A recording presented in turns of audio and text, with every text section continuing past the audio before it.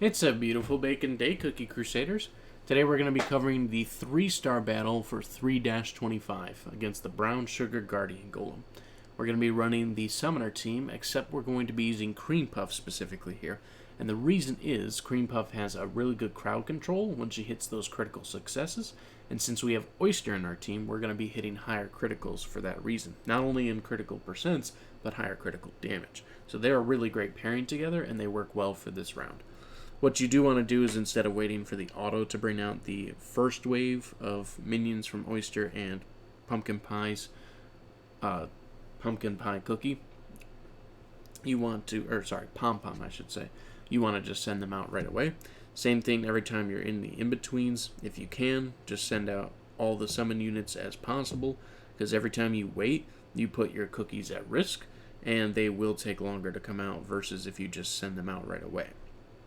So as you can see, what's happening is we're putting a large amount of bodies on the field, helping fight against the enemy cookies, even though they have 200% increase of health, debuff resistance, shield capacity lowered on our side, healing lowered, and our summon creature duration is also lowered too.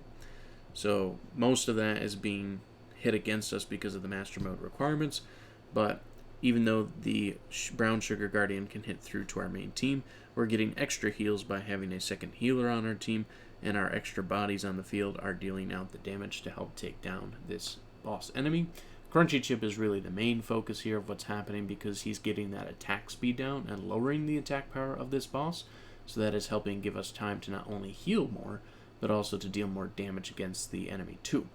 And see, you can see that the stun immunity is there, so Cotton Sheep aren't doing anything for the stuns, so that's not really an option if you're trying to use some sort of stun cookie to push your way through the battle.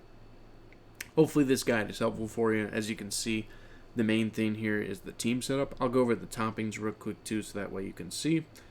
The toppings that we specifically used are critical toppings with high damage resistance on Crunchy Chip, high damage resistance on Searing for Pumpkin Pie, high cooldown, if you can get damage resistance, great, but high cooldown for Oyster.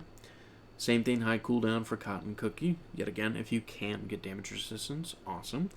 And then high critical percents with some damage resistance for Cream Puff so that their survivability.